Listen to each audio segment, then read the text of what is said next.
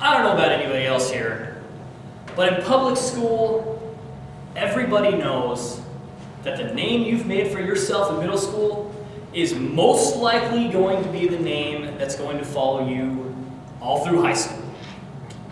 And for me, that name was the Freak. I don't know what your name was. Maybe you didn't have a name. Maybe you didn't go to public school. Let's see a little harder for a second here. I can guarantee you that whether you went to public school or private school or you were homeschooled, there was one thing everybody noticed. You were either a part of the cool kids club or you were a part of something else. For me, I was in the group called the Outcasts. It's still a fitting title for myself. We were just plain weird. I'm still just plain weird. Now, the Outcasts was an interesting group because nobody really talked to us. We were kind of just there, but not, because we're all just a bunch of weirdos.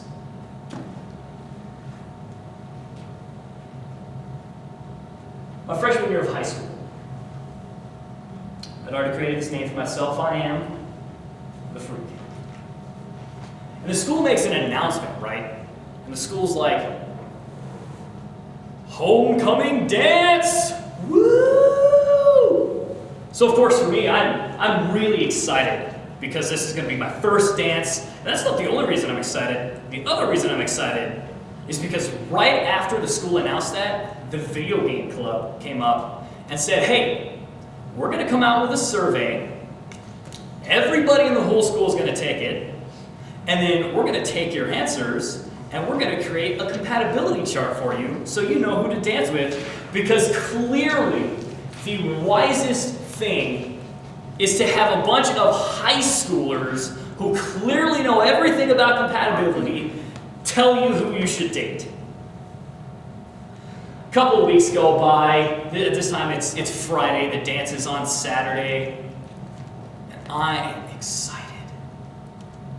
Because today is the day the compatibility results come out and I'm going to get to see who my top 5 picks are. So class gets out that day and I hustle on over and I pull out my wallet. The little things are only $1, so I mean, what high schooler doesn't have $1, right?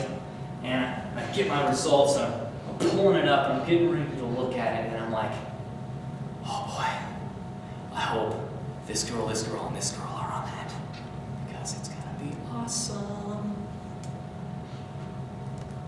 And as my gaze fell down on the piece of paper, my heart's pounding. I'm thinking, man, this paper is literally going to prophesy to me who I'm going to dance with, who I'm going to fall in love with, and who I'm going to marry. And then I look down. Heart stopped. Looked at the names.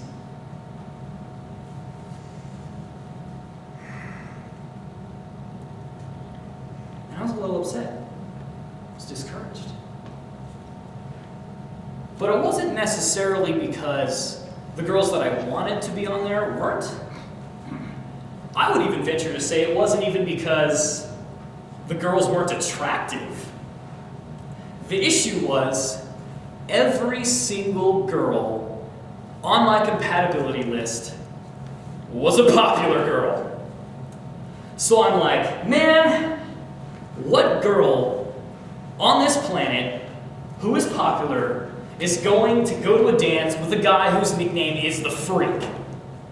Okay, I can't even talk to these women. What then is going to convince me or them of dancing with me?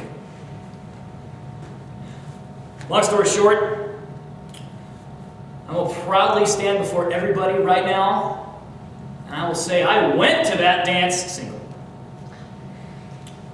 And I left that dance just as single.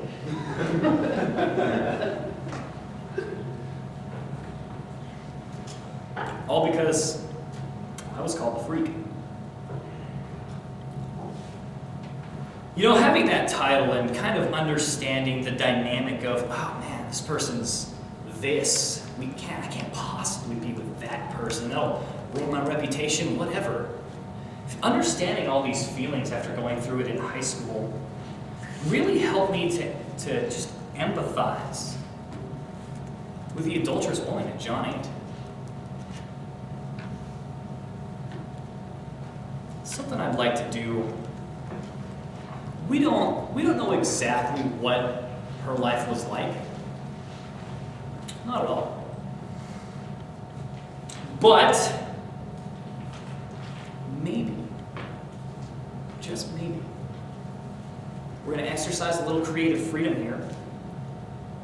And maybe with something a little bit like this. Let's say her name is Hannah. And let's say she has a husband and his name is Joe. Sif. Joseph's some Middle Eastern name, not Joe Lincoln. Right? So let's just say, for all intensive purposes, that she is struggling in her marriage. Her husband's a tanner. She's a stay-at-home kind of a wife, mother, pretty typical of that time. They're struggling financially. So one day, Joe goes off to work. And Hannah decides, you know what? I'm going to go to the Temple Marketplace, or the farmer's market just outside. And I'm just going to see maybe I can get some food. Because we don't have any food right now. We're struggling. So she ventures down there. It's not too far of a walk. And just as the vendor is in sight, a man stops her. This man is tall, pretty muscular build. And she's obviously a little confused. Can I help you? And he looks at her.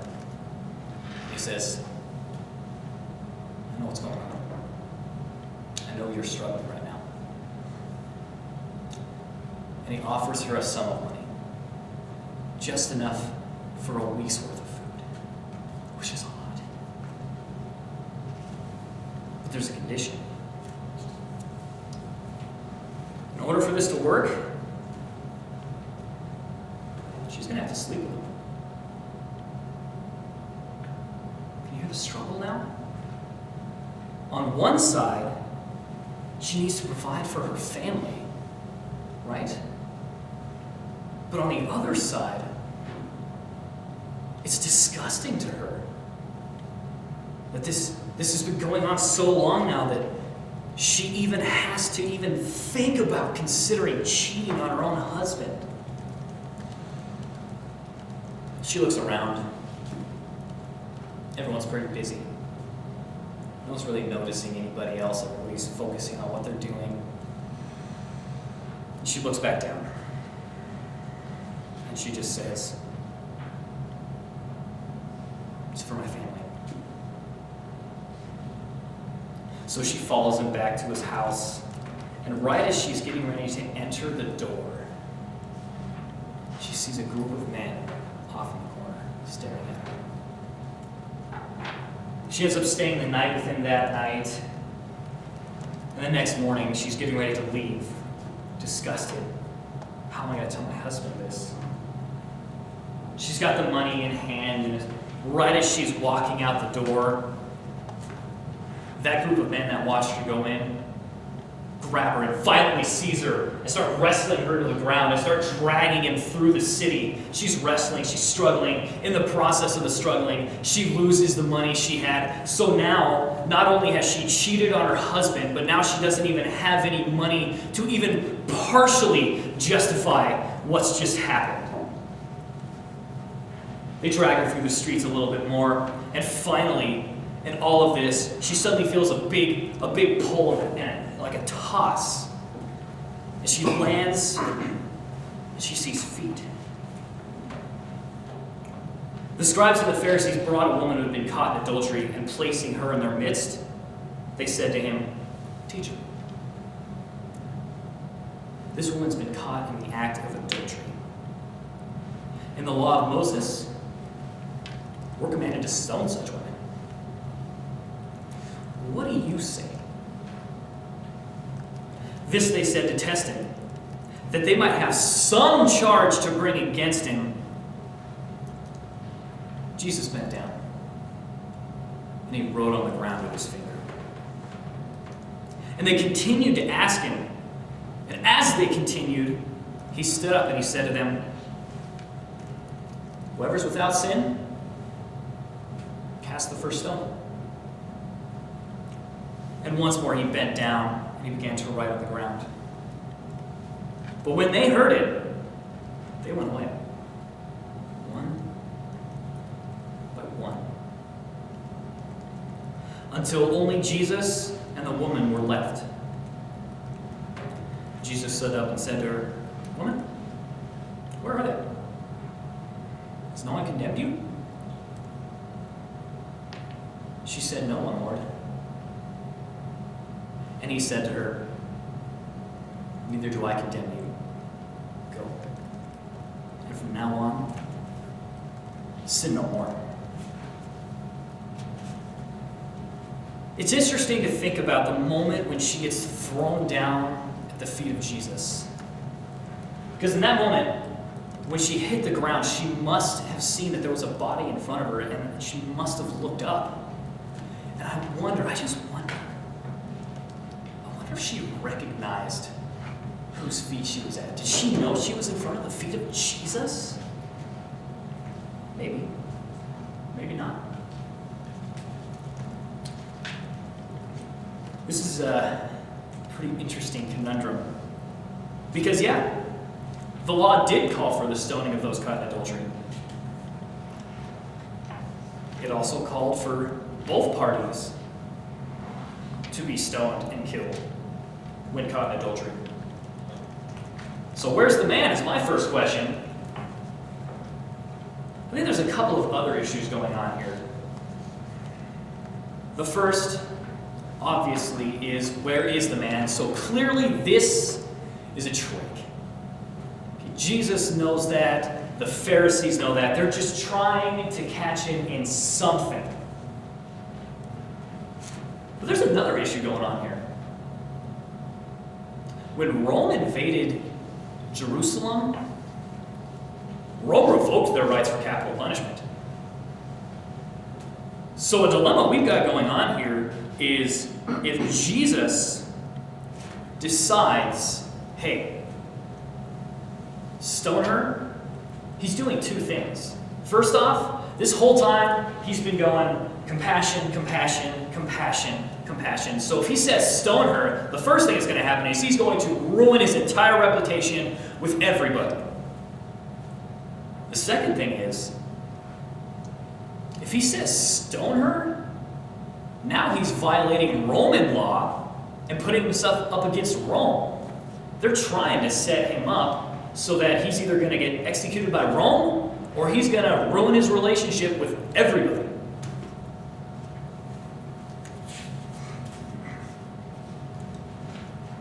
You know, as serious as that sounds, I just wonder every once in a while, because obviously Jesus is the Son of God and Jesus knows everything. So I wonder if at this point Jesus is laughing in his head. Because we're watching the Pharisees just nip and grab at every possible opportunity they can possibly think of, every impossible scenario they can possibly come up with, and Jesus is like, guys, you're not going to beat me. Stop. Jesus' response is really interesting to me. Because what he's done, actually, is he's turned what the Pharisees are making a legal issue into a moral issue.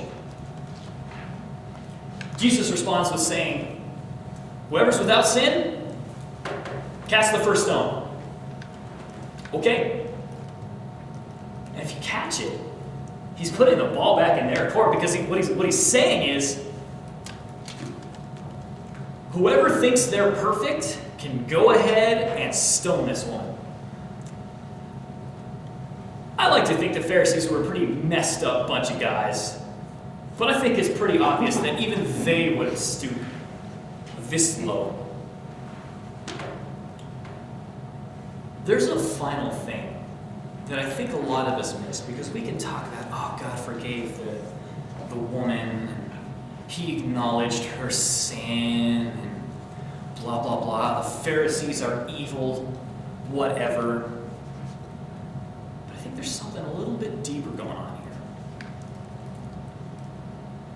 I think that the Pharisees are defining this woman by what she does instead of who she is.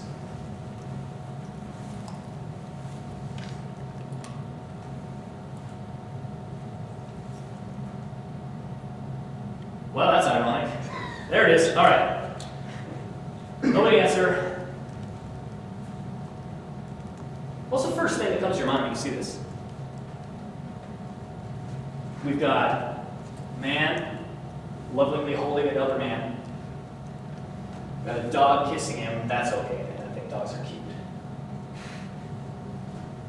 Disgust. Gay person? Destined for hell? Gay rights activist? If he's a gay rights activist, maybe he's a persecutor of the church. Maybe he's a church hater. What I want to know is, why do we allow one thing to become what defines one person? Because this guy and this guy, they're not just gay and nothing more.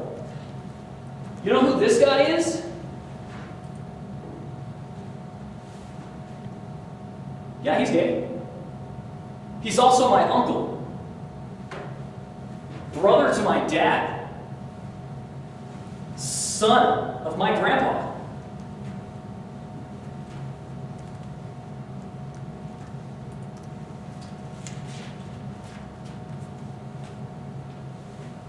Son of my grandma. Friend to other people.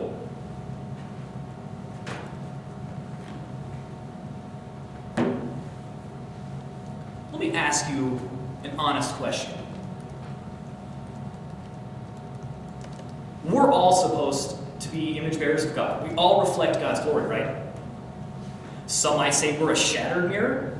Some might say we're a cracked mirror, a chipped mirror, whatever.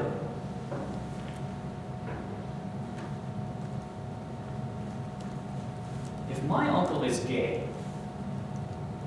and every person on this planet is designed to be a mirror, and every person on this planet has a chipped up piece of a mirror in a whole bunch of different spots, why do we choose to devalue this man because the chip on his mirror is up here, and the chip on your mirror is down here?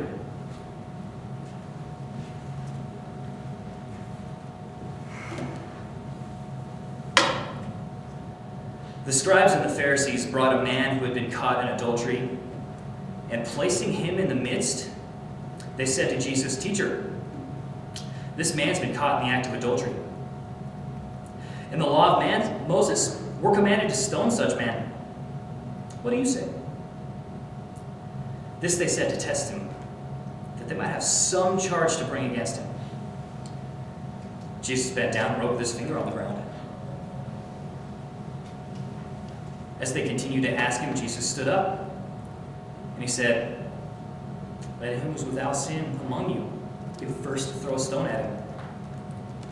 Once more he bent down and wrote on the ground. But when they heard it, they went away one by one, beginning with the oldest, until it was just Jesus and the man standing before him. Jesus said to him, "Sir, where are they? Has no one condemned you?" The man said, "No, my lord." And Jesus said, "Neither do I condemn you. Go. From now on, sin no more."